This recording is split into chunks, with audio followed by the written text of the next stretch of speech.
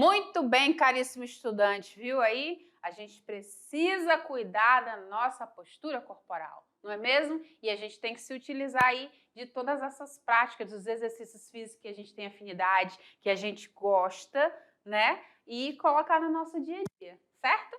Agora, bora ver o que a gente viu nessa aula? Dá uma olhada aí no nosso slide. Então, nós estamos agora na aula de número 6.2. Vamos fazer aqui a revisão aqui desses nossos conteúdos. E nós falamos aí sobre o exercício físico na prevenção dos problemas da coluna vertebral. Nós vimos na nossa aula que a nossa coluna vertebral ela vai dar sustentação para o nosso corpo.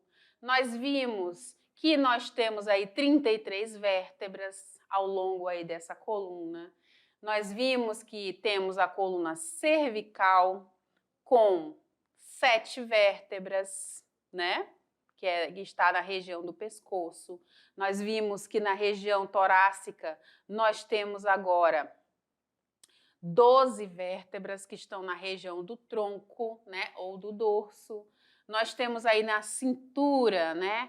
Na região lombar, nós temos aí a coluna lombar com 5 vértebras e nós temos aqui bem no finalzinho, nós temos as vértebras sacrais e coccígenas, né? Cada uma é fundida, uma tem 5 vértebras fundidas e a outra tem 4 vértebras fundidas, né? E vão auxiliar-nos aí na nossa pelve, né? Na base da nossa coluna, com os membros inferiores aí para articular, para movimentar esses membros inferiores. Nós conhecemos aqui a estrutura de uma vértebra, né?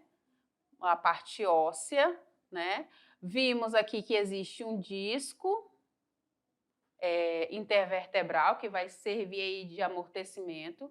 As nossas vértebras elas estão aí sobrepostas, né, uma sobre a outra, só que entre elas existe esse disco e nós temos uma medula, né, que traz informações lá do nosso sistema nervoso central para toda a periferia do nosso corpo, para todo o nosso corpo, certo? Muito bem. Vimos aqui que essa coluna vertebral ela faz parte de um eixo central, né? Ela está centralizada aí no nosso corpo e ela é que é responsável tanto pela nossa flexibilidade do nosso tronco, como pela sustentação por nos manter de pé. Muito bem, por nos manter de pé. Ela tem uma função aí de quê, prof? De proteger as nossas estruturas neurais, ao mesmo tempo que também coordenar e transmitir os movimentos entre os membros inferiores e os superiores, entre os braços e as pernas, entre as mãos e os pés, né? Então a gente consegue realizar esses movimentos porque a gente tem uma coluna que nos garante isso, certo?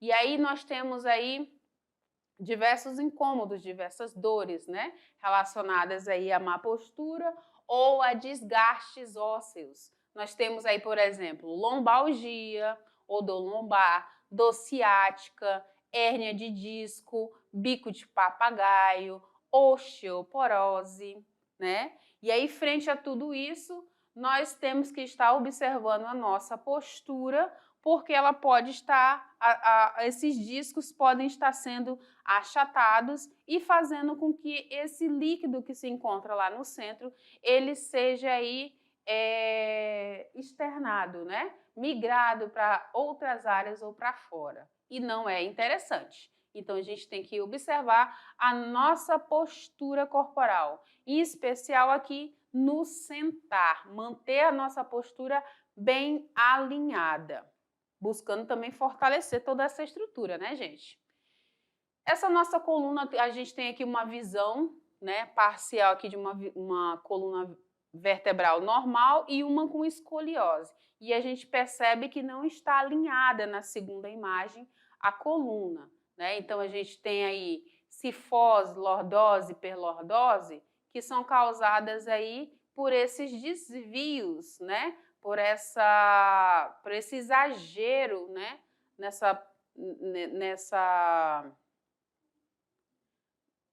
Nesse avantajar aí do corpo, né? E aí a gente precisa, para melhorar tudo isso, de uma prática orientada de exercício físico, de fortalecimento das costas, de fisioterapia, de bons hábitos posturais também.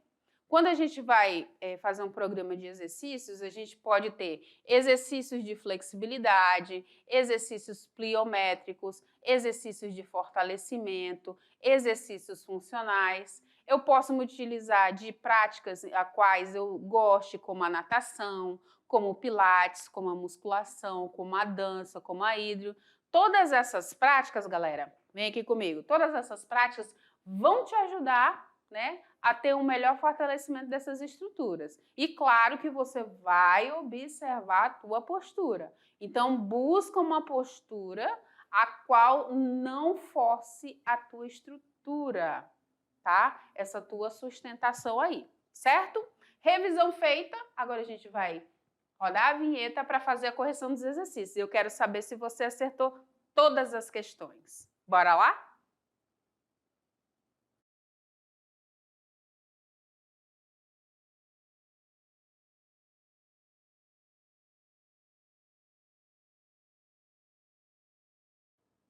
Bora ver o que a Prof. Iris trouxe aí de exercício físico, né, dentro dessas temáticas, dentro de exercícios práticos, de exercícios, a parte conteúdo, né, de teoria, aliás.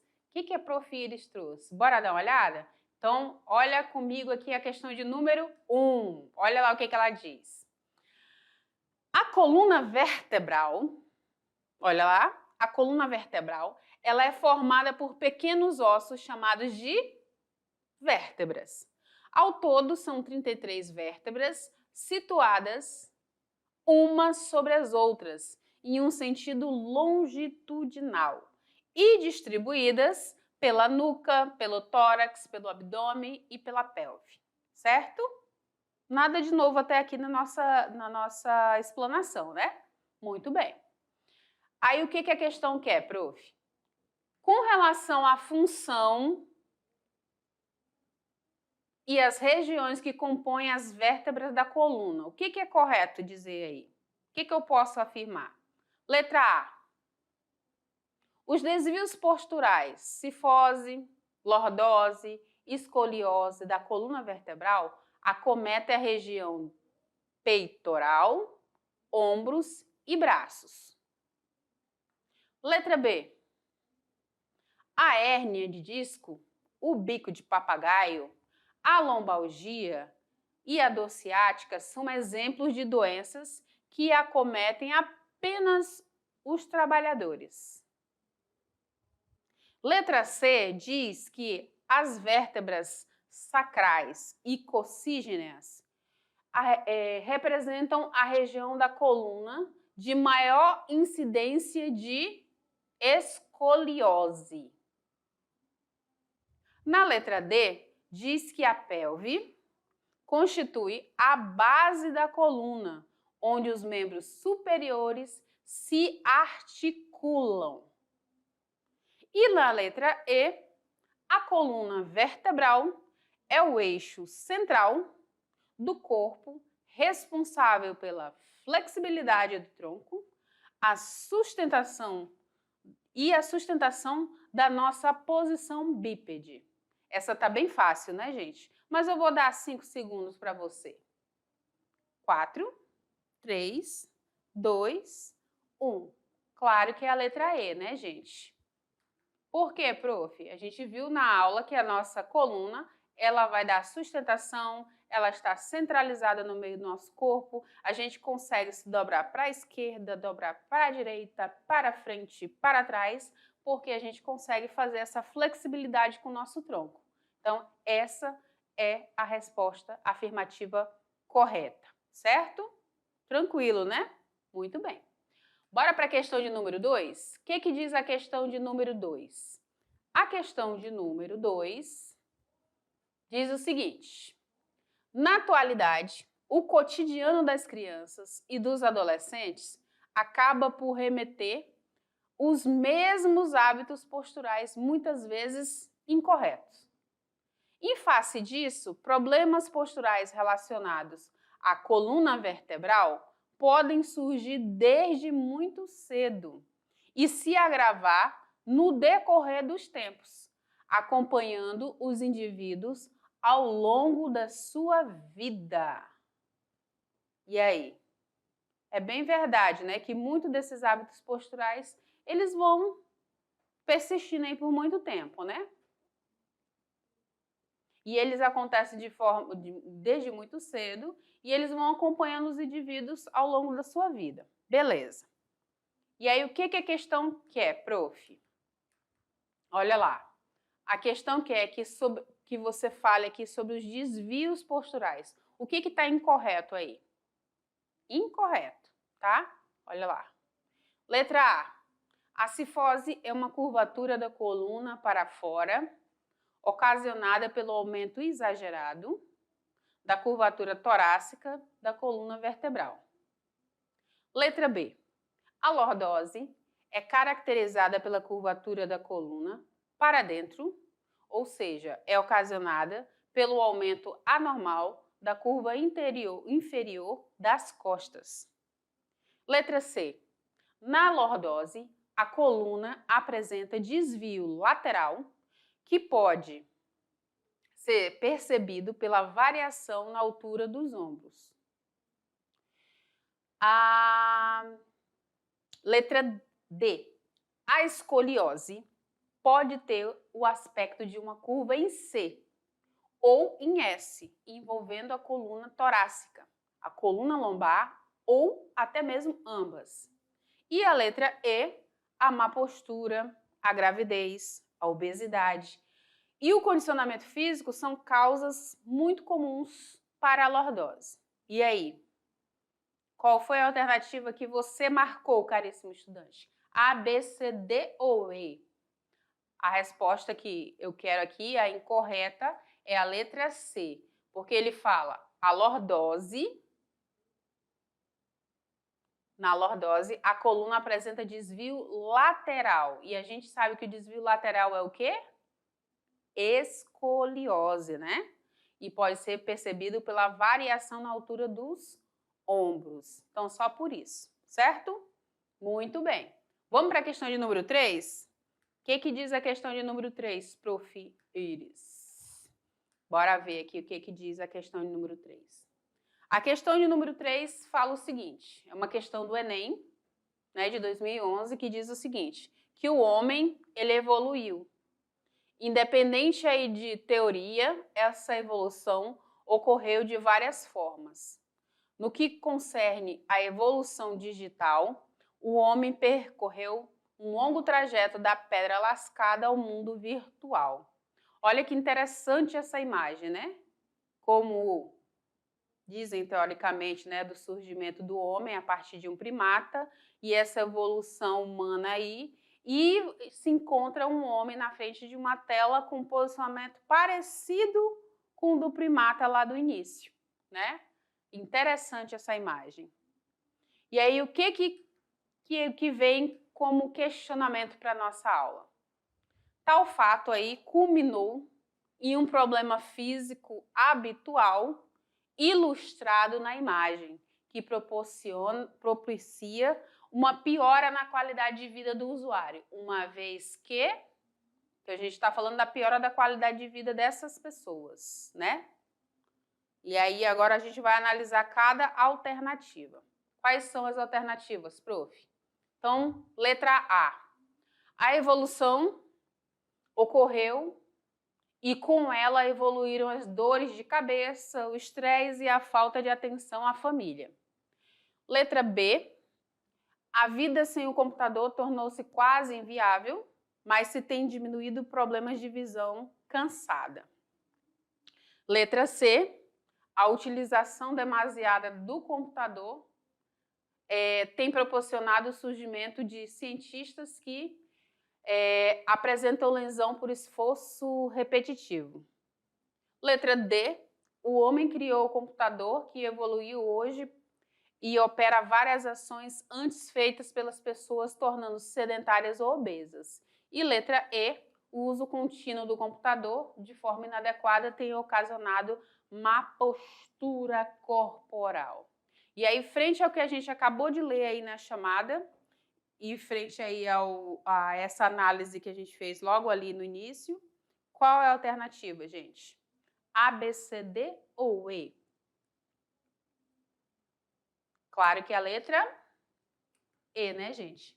O uso contínuo desse computador de forma inadequada tem ocasionado a má postura corporal. Interessante isso, né? Muito bem.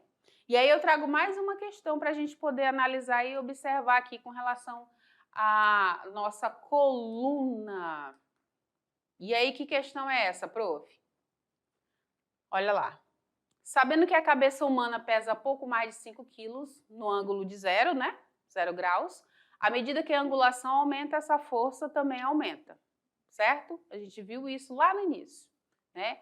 E aí o nosso personagem aqui, eu já estou colocando ele até com 6 quilos e não com 5.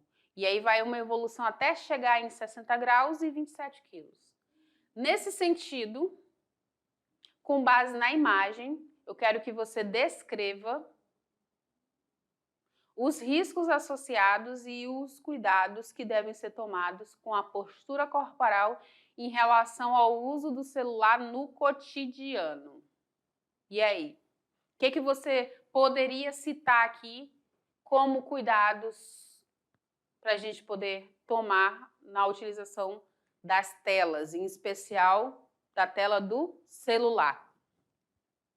Vou trazer uma chave aqui de resposta para você me acompanhar. Então, você pode, na sua resposta, ter vários pontos para elencar. Dentre eles, a gente pode falar aí sobre a questão da má postura, né? E aí, uma postura que seria ideal para o uso do celular, né, seria a da primeira imagem, né? Pois o que acontece? O jovem ele está com a cabeça erguida, com o braço levantado à altura dos olhos para facilitar a visualização da tela, sem sobrecarregar o pescoço. Sobre os riscos associados, a gente pode falar aí que nas demais imagens, conforme a inclinação do pescoço para frente, para olhar a tela do celular, por longos períodos, esse peso em quilogramas aumenta na região do pescoço, né, e consequentemente aumenta também os riscos à nossa saúde. E um outro ponto, né, como exemplo, que lesões na coluna e desvios posturais, como a hiporcifose cervical, em casos mais graves, dores de cabeça, ligadas aí à tensão na nuca e no pescoço, e dores nos braços e nos ombros, né, que podem ser menos graves. Então, seria aí uma resposta em que a gente contemplasse esses pontos aqui. Os riscos associados, os exemplos, a questão de se manter uma boa postura e qual daqueles personagens seria o ideal, né? Seria o correto na utilização do celular, certo? Muito bem. E para a gente conseguir agora finalizar nossa aula, eu deixo para você aqui a mensagem da Prof. Iris para essa aula de hoje. E qual é a mensagem que eu deixo para você? É a mensagem de Albert Einstein, que ele diz o seguinte, que a vida é como andar de bicicleta. Para se manter em equilíbrio, você precisa continuar se movendo. É isso aí, gente. Então, continue se movendo, continue estudando, continue buscando seus sonhos, faça a sua parte muito bem feita, né? Não deixe para amanhã, faça hoje, faça bem feito, faça o seu melhor com as condições que você tem. Mas mantenha-se em equilíbrio e mantenha-se em movimento. Nada de manter o sangue aí coalhado, hein? Muito bem. E aí eu te chamo para você vir fazer a prática, porque a gente está falando de movimento. E movimento na educação física, vem aqui comigo, movimento na educação física é tudo, tá? Tudo. Então, corrige tua postura, vamos fazer as práticas e me envia que eu quero acompanhar, eu quero me sentir pertinho de vocês, ok? Conto com vocês, hein? Conto com a parceria aí desse professor e dessa professora que está aí do outro lado também. Obrigadão, hein? Tchau, tchau!